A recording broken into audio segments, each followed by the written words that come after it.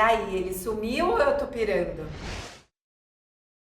Outro dia uma solta me escreveu frustradíssima, com o coração machucado. Carol, a gente tava super se falando, mas ele sumiu há 3 dias. Não é a primeira mensagem decepcionada que eu recebo assim. E eu confesso que eu já pensei isso muitas vezes, do tipo, cara, eu não acredito, tava tudo engatado, de repente, não acredito que ele sumiu. Então se você também já ficou azeda porque andam sumindo com você, esse vídeo é pra você.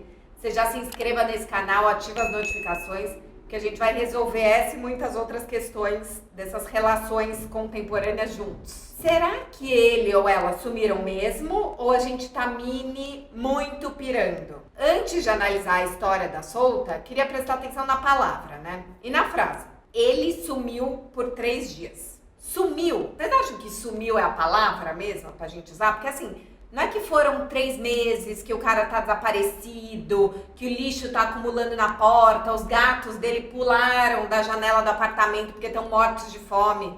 Foram 3 dias. Por que parece que 3 dias sem se falar, 3 dias de silêncio, são 3 dias de sumiço, né? São uma eternidade. Não só são uma eternidade, como eles contam com uma rejeição atroz. Foram 3 dias, gente. Será que a gente não tá pirando muito mais do que deveria? Pior, será que se a gente não lê esse silêncio sempre como sumiço, a gente se ressente e a gente pode tornar o que seria só 3 dias separado como um presságio de um fim, um começo de um abismo, e aí realmente a história desanda e ela podia ser legal, vocês só tinham ficado 3 dias, 5 dias sem se falar. É isso que eu queria discutir. E eu trouxe 7 pontos pra gente repensar esse sumiço. Toda vez que o coração apertar, o meu aperta pra caramba também, porque acho que a gente fica nesse automático. É importante a gente olhar cada um desses 7 pontos pra fazer esse tirateima, assim, será que a pessoa sumiu mesmo?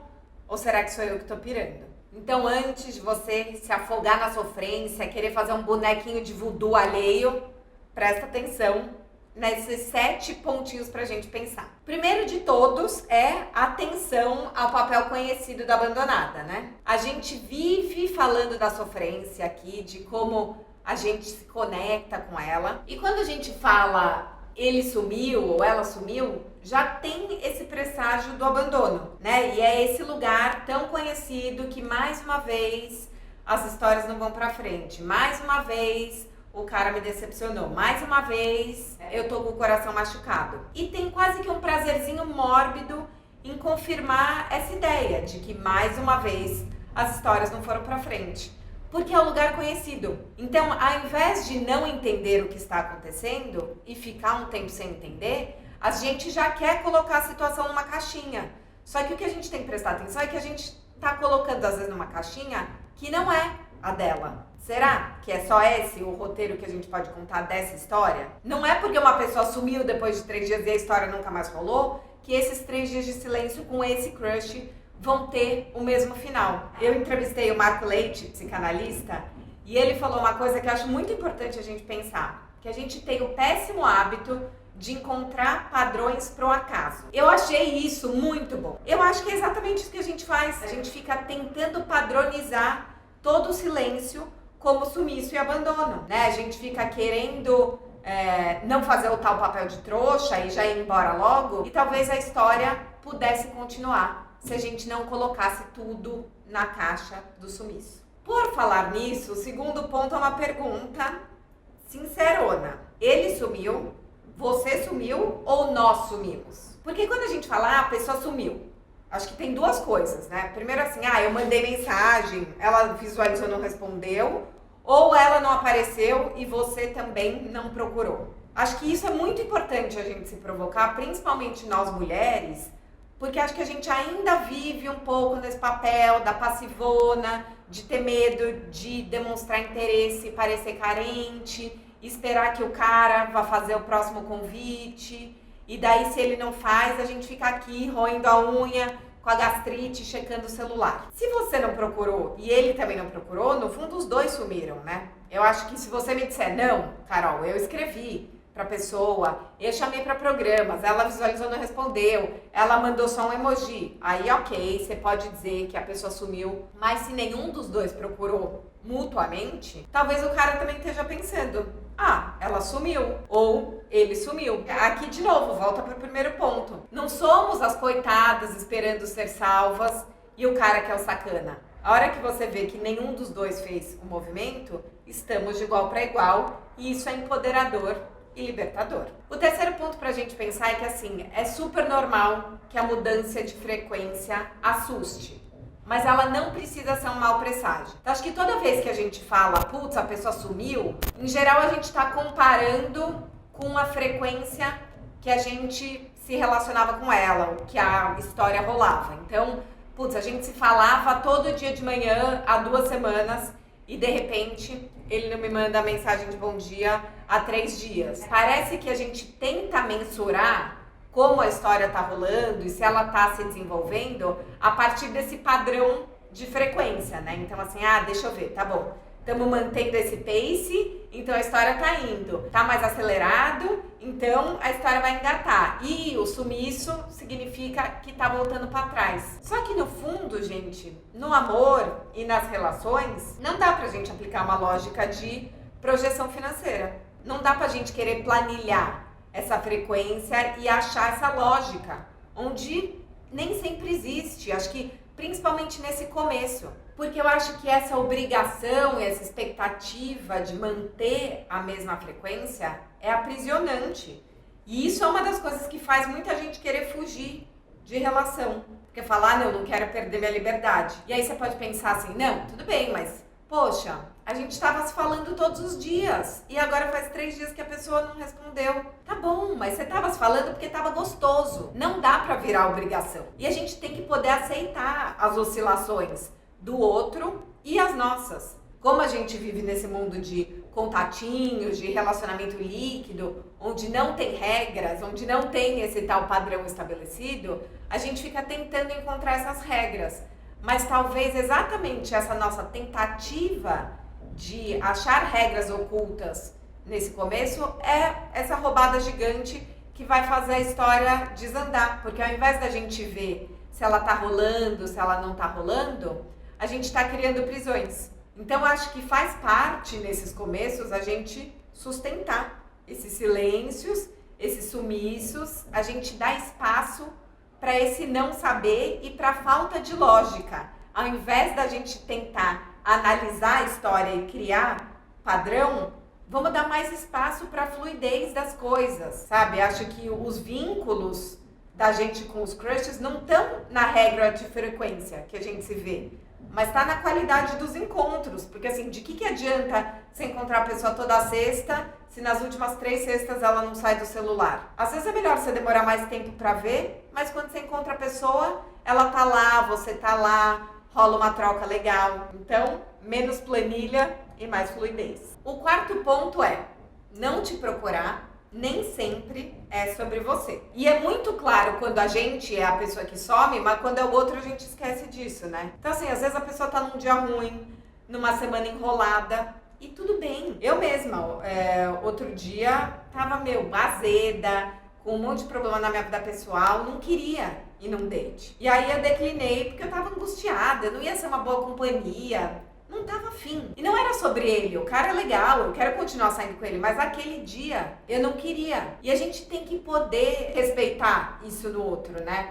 Até porque, sei lá, vão ter dias que a gente teve um dia de caos no trabalho, brigou com o chefe, acordou de mau humor. E acho que principalmente nesse comecinho de relação, você não quer ir num date que você vai estar mega mal-humorada e descontar a raiva do seu chefe no crush. Ou você vai querer ficar em silêncio e não vai querer ficar conversando, vai dar uma patada, né? Parece que esse começo de encontro, você quer estar legal, você quer estar leve, você quer ser meio showman, showwoman. Então tudo bem, se você tá num dia de mais preguiça, ou a pessoa tá num dia de mais preguiça, dê esse direito a ela. Nem sempre a gente tá nesse super estado papeativo, paquerativo. Tudo bem, né? A gente querer ficar meio quieto no sofá aquela semana não é uma rejeição ao date. É uma autorização a nós mesmos.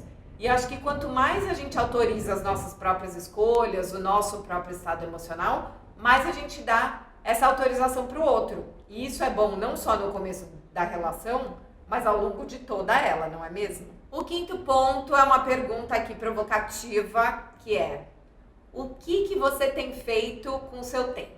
Será que você também é uma daquelas pessoas, eu sou bem assim, tá? Que mini se apaixona e daí pronto, tá, já catapulta a projeção, já ocupa toda a cabeça, todo o coração e toda a possível agenda com a pessoa? É muito difícil, né? Porque assim você fala, dá até um prazerzinho, porque você conhece tanta gente que não te mobiliza, que quando mobiliza parece que assim, é mais forte do que eu, gostar de alguém é delicioso. E é delicioso, é natural a gente pensar mais na pessoa, mas eu acho que se deixar tomar totalmente pela apaixonite é super perigoso. Então assim, se você ficar olhando o celular de 5 em 5 minutos para ver se a pessoa te mandou mensagem ou não mandou mensagem, depois de uma hora você já vai ter checado tantas vezes que o tal silêncio ou a tal rejeição ficam muito maiores. E se você tivesse passado aquela hora entregando o relatório do trabalho, lendo o livro que você estava lendo, testando uma receita nova,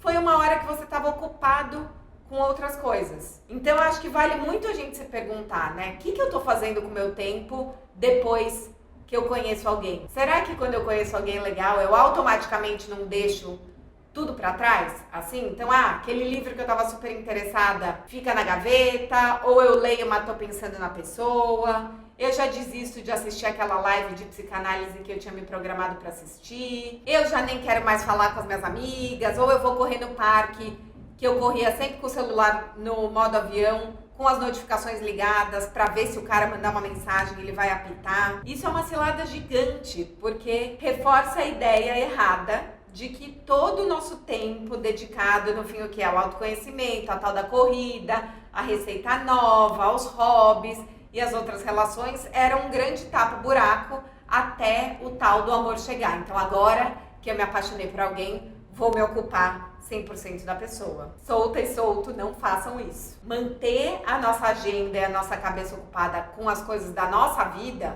não só ajuda a gente a manter a sanidade mental e não ficar pirando se a pessoa ficar 3 dias sem mandar mensagem, como também torna a gente mais interessante. A hora que você voltar a falar com a pessoa, tiver um date, você vai ter assunto, muito mais assunto do que se você passar esses 3 dias stalkeando as redes dela para entender se ela tá falando com outra pessoa, se ela voltou com o ex-namorado.